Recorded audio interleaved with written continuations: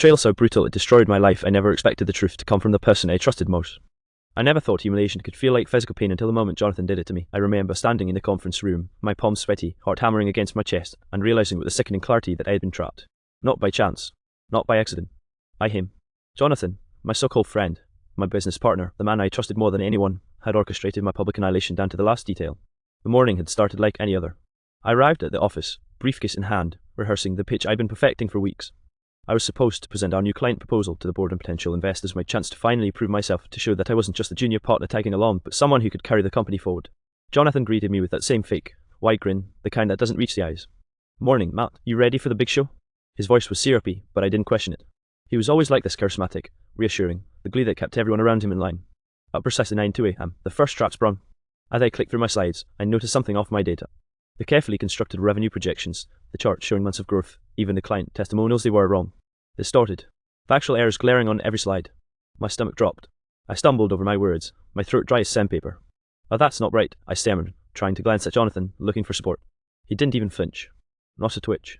He just leaned back in his chair, sipping his coffee like he was enjoying a play he'd written himself. And then it hit me. The screen wasn't run by accident. He had altered it. Every graph, every number, every slide meticulously manipulated to make me look incompetent. The room was silent except for the gentle click of the projector and my ragged breaths. Then came the laughter. Not soft chuckles, but the kind that gnaws at your soul, the hollow, cruel kind. Investors whispered, some shook their heads, and I could feel my reputation crumbling in real time. My colleagues avoided my gaze. One by one, I could see the judgment, the pity, the barely concealed disgust. Jonathan finally spoke, calm, like a teacher correcting a child. "Matt, I think you need to brush up on your understanding of our client data, maybe take a refresher course before leading another meeting like this." The words were posing, and I swallowed hard, trying to keep my voice from cracking. I double-checked everything. This wasn't me. He smiled that thin, cruel smile and leaning closer. "I'm sure, Matt, I'm sure." And just like that, he excused himself, leaving me to sweat, stumble, and fail in front of everyone. By the end of the meeting, my chest was burning, tears threatening to spill over as the humiliation turned into a physical weight pressing down on me. My vision blurred. My hands shook. I wanted to scream, to throw my laptop across the room, but I couldn't because the world was watching, and the world would think I was the fool. I left the boardroom, my legs weak, each step echoing in the empty hallway like the death of my professional life. I could hear muted laughter behind closed doors, whispers that I wasn't supposed to catch but did anyway. My phone buzzed, texts from coworkers I thought I trusted. "What happened in there? Are you okay? Wow, I can't believe that." And then it hit me, the sickening realization that made bile rise in my throat. Jonathan had planned this. Every whispered laugh, every misdirected slide, every moment of public embarrassment, it was all designed. I wasn't just failing, I was being destroyed. I sank against the wall, staring at the floor, my heart hammering, chest tight, mind spinning. Anxiety clawed at my skull like sharp teeth. How could someone I trusted so completely betray me so ruthlessly? Every memory of our partnership twisted into lies. Every promise of loyalty, every friendly handshake, every late-night strategy session, they were all part of a setup. And then my phone buzzed again. Another message from an unknown number. "Looks like Matt can't handle the big leagues, maybe you should just quit." I froze. My hands went numb. I realized I wasn't just humiliated, I was hunted. And Jonathan, he wasn't finished. I wanted to scream, to call for help, but my voice caught in my throat. I felt the first real pangs of anxiety, sharp and merciless, twisting my insides. And in that moment, I knew something terrifying. This wasn't just a professional attack. This was personal. Jonathan had set the trap, and I had walked right into it. And what I would discover next would make everything even worse. I keep replaying the early days in my head, the way Jonathan smiled like he could read my thoughts, the way he'd laugh at my terrible jokes as if he were my older brother rather than my business partner. Back then, I thought I had found the perfect ally, someone experienced, confident, and supposedly loyal. At 51, he had a track record that made investors nod and a charisma that made employees follow him blindly. I was 20-something, green, and hungry, and I needed someone like that to guide me. It started small. Our first client meeting together was a disaster, at least for me. I stuttered through my slides, my voice cracking under pressure. Jonathan didn't just cover for me, he framed it as mentorship, giving me advice in private, praising me in public. "You'll get there," he'd say, placing a hand on my shoulder. "Trust me, Matt, everyone struggles at first." I was relieved. I felt protected, like I had someone in my corner, someone who genuinely wanted me to succeed. Red flags were there, I just ignored them. He had this habit of subtly undermining others, tiny, almost invisible things, a raised eyebrow here, a pointed question there, an offhand comment about a colleague's competence. I rationalized it, he was just competitive, just careful. Everyone said the same thing. Jonathan was brilliant, but brilliant people could be intense. I told myself intensity wasn't cruelty, it was passion. Then there were the whispered meetings. I assumed they were strategic, part of business development. He'd disappear for hours, returning with a smug smile, claiming he'd secured deals I hadn't even known existed. Sometimes, though, I'd overhear fragment snatches of laughter, voices I didn't recognize, his tone sharper than I expected. But every time I questioned it, he'd charm me back into trust. "You worry too much, Matt. You'll see, this is how deals are made." Even our employees played into it, mostly unknowingly. Sarah, our lead project manager, often whispered to me about Jonathan's favoritism, but she always ended her complaints with a sigh. "He's brilliant, Matt. You just have to follow his lead." And I did. I followed. I trusted. I gave him every ounce of faith I had because I believed he had my back. We built the company from the ground up together, or at least, I thought we did. Late nights at the office, laughing over terrible takeout, strategizing about client meetings. Jonathan would often pat me on the back after a long day and say, "We're going to make something incredible, Matt, just wait." I did wait.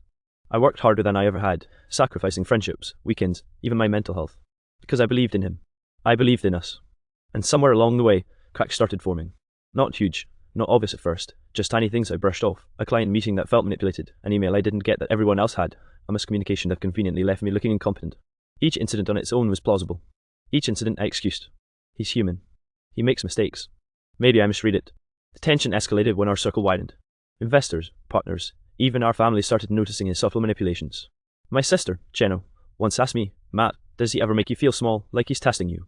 I laughed it off nervously. No, he's mentoring me, that's different. But the thought lingered in the back of my mind, a seed I ignored, foolishly. Secondary players began to emerge, two people I trusted implicitly, Anna, Jonathan's executive assistant, always hovering at meetings, David, a senior partner who once whispered to me, "Watch him, Matt, he's smart, but he's dangerous." I dismissed it. I didn't want to see the truth. I needed Jonathan to be the mentor, the friend, the brother in arms he pretended to be. Looking back, every subtle slight, every quiet manipulation was a step in his grand design. Every misdirected email, every late night meeting, every casual joke at my expense, it wasn't incompetence or oversight. It was rehearsal. It was practice. He was sculpting me for the eventual, devastating moment of exposure, the moment I would crumble publicly and he would stand untouched, smiling, feeding off my humiliation.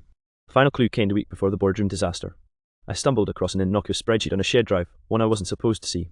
It had projections and notes. Notes in Jonathan's handwriting. Lines like, "Expose his weakness here. Make him flinch with this slide. Everyone will see he's not ready." My stomach dropped. My blood ran cold. I stared at it, convinced I was misreading it. No, he wouldn't, but the notes were precise. Calculated. Malicious. And in that instant, the foundation of my trust shattered. I realized the truth. I had been walking into a trap, one that he had been constructing meticulously for months. I wanted to confront him then, to call him out, but something inside me hesitated. Fear. Denial. A lingering hope that this was all a misunderstanding. I wish I hadn't hesitated, because by the time I understood the depth of his betrayal, it was already too late. The trap was set, and the next moment, the moment when I would be destroyed publicly, was already ticking toward me.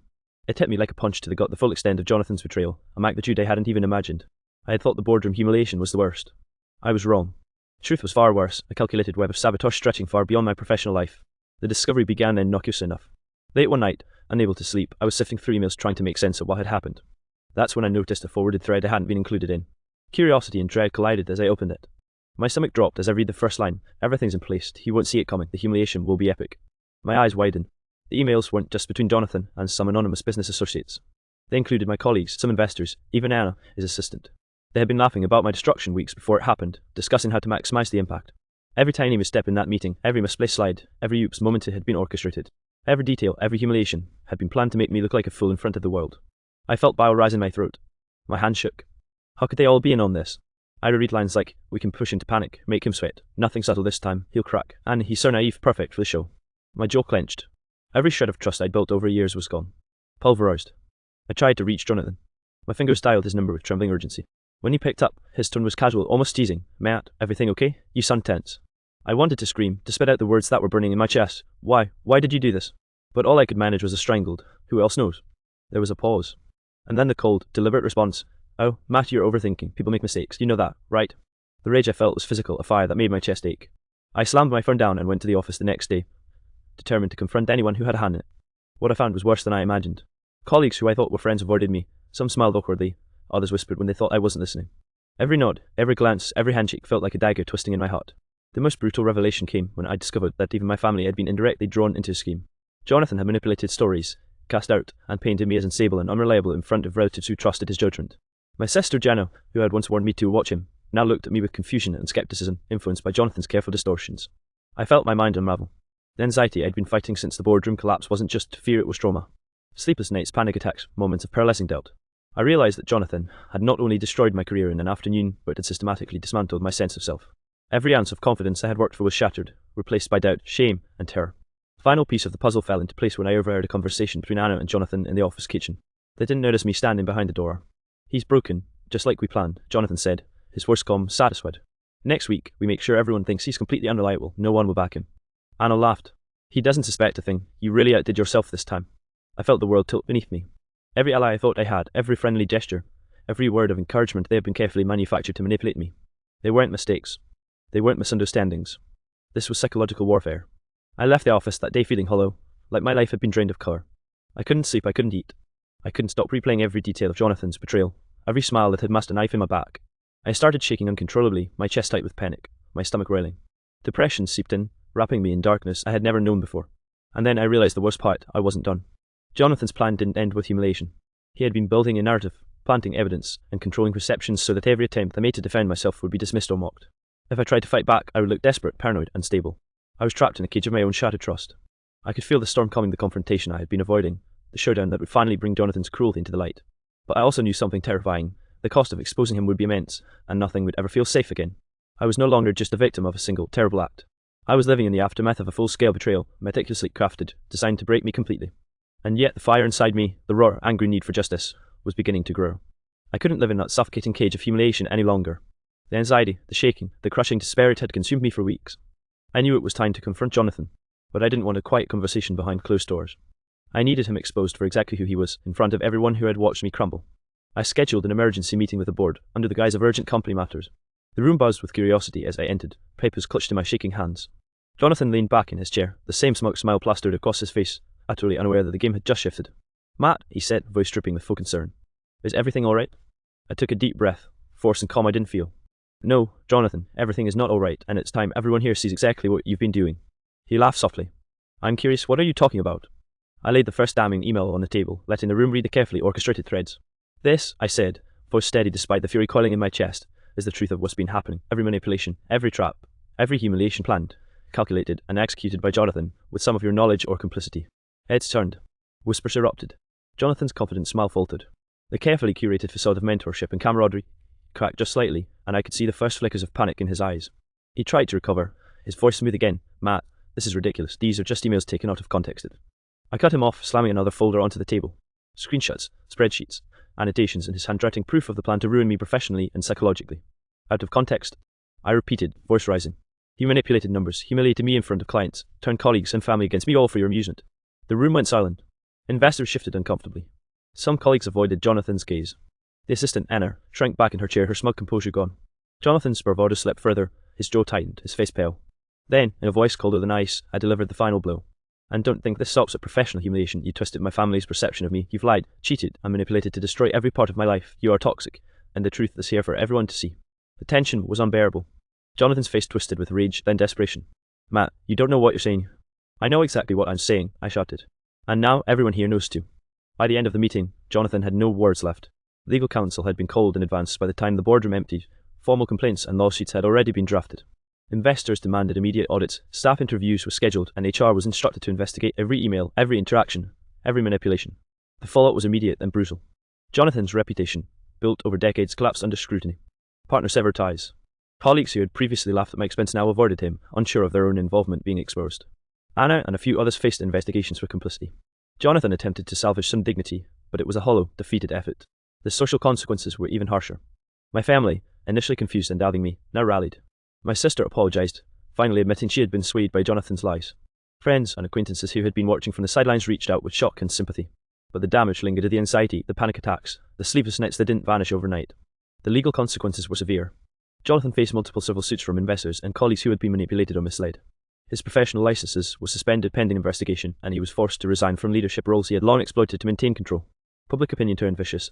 Articles and posts chronicled his manipulations, leaving him socially ostracized and financially exposed. Even as justice began to take shape, the emotional consequences were profound. Every time I replayed the boardroom showdown, I felt a mixture of anger, relief, and lingering fear. Anxiety flared in unexpected moments. Depression tried to creep back in. Therapy sessions became my lifeline, my only defense against the shadows Jonathan had cast over my mind. Yet there was something empowering in the confrontation. I had survived his calculated war against me, I had faced him, publicly and legally, and I had begun to reclaim my life from the ruins of his betrayal. The aftermath was messy, painful, and exhausting, but I had won. Jonathan had lost not only his credibility, but the ability to manipulate or control me. And while the scars of what he did would never fully disappear, the confrontation had marked the turning point in my life, the day I refused to be his victim any longer. The days after the confrontation felt surreal. Jonathan was gone, the lawsuits and board investigations in motion, and the office had a strange quiet I hadn't experienced in years. But the silence wasn't peace, it was the echo of the devastation he had caused. My mind refused to calm. Panic attacks returned, sometimes without warning, and even mundane tasks felt impossible. The betrayal had left a mark deeper than any boardroom failure ever could. The first step toward recovery was admitting how badly I had been broken. I began therapy, hesitant at first, ashamed that I couldn't just move on. But the sessions became my lifeline. I learned to name the fear, to separate my worth from Jonathan's manipulations, and to understand the trauma he had inflicted. My therapist encouraged journaling, deep breathing, and daily affirmations, tools that felt almost childish at first, but slowly, they started to rebuild the foundation of my mental health. One of the hardest parts was relearning trust. I had invested years in people I believed were allies, only to discover their complicity or indifference. Family became my anchor. My sister, once unsure, now sat with me for hours, listening as I unpacked the abuse I had endured. Friends reached out, some embarrassed they hadn't recognized the signs, others angry on my behalf. Their support wasn't perfect, but it reminded me that while Jonathan had tried to destroy my world, it wasn't the whole world. Professionally, I had to rebuild carefully. Trauma had left me wary of partnerships, cautious with colleagues, and hesitant in meetings. Every email, every presentation, every handshake carried the memory of what could go wrong. But I began to take small victories. Presentations to clients went smoothly. Colleagues who had witnessed my humiliation offered quiet encouragement. Investors were cautiously supportive, seeing my resilience as a sign of strength rather than weakness. I also began documenting everything: emails, notes, interactions, creating a record that ensured I would never be blindsided again. Jonathan's betrayal had taught me the value of vigilance. Knowledge, I realized, was power, and empowerment became my new armor. The healing wasn't linear. There were nights when insomnia gripped me, when anxiety surged in my chest, and when the memory of those cruel emails and whispered laughter threatened to pull me under. But I learned to ride the waves instead of drowning in them. Exercise, meditation, therapy, and writing became my rituals. I even began speaking with others who had experienced similar betrayals, drawing strength from shared stories and validating my own trauma. Gradually, I noticed a shift. I began asserting myself professionally, taking on leadership roles with more confidence. I learned to detect manipulation, to read between the lines, and to trust my instincts. Emotionally, I became more discerning with relationships, understanding that loyalty was earned, not assumed. And though the scars of Jonathan's cruelty remained, they no longer defined me. They reminded me of survival, resilience, and the raw power of standing up for myself. Financially, the aftermath was complicated. Legal battles drained time and energy, but ultimately, Jonathan's accountability secured settlements that mitigated some of the losses he had caused. The company stabilized under new leadership, and I carved out a place where my contributions were recognized without manipulation or fear. One of the most important lessons came quietly: the world isn't fair, and some people will be ruthlessly destructive, but your response is yours to control. I learned that pain can be weaponized, but resilience can be even stronger. I learned that betrayal doesn't have to define your story. It can be the catalyst for growth, for strength, and for reclaiming your life from the wreckage someone else created. Today, I'm not the same person I was when Jonathan's trap collapsed on me. I'm cautious, yes, but also empowered. I speak openly about mental health, about workplace manipulation, about recognizing red flags and protecting yourself. I have rebuilt relationships that matter, discarded those that harm, and cultivated an inner strength that no one can take from me. The fire Jonathan tried to ignite in me, the panic, the humiliation, the doubt still flickers sometimes, but now it fuels determination rather than fear. I survived the darkest betrayal of my life, and in surviving, I discovered something Jonathan could never touch: the unshakable certainty of my own worth. I am stronger, wiser, and more vigilant. And I know that no matter how meticulously someone tries to destroy you, the truth will always find a way to surface, and when it does, your resilience will define the story, not the betrayal.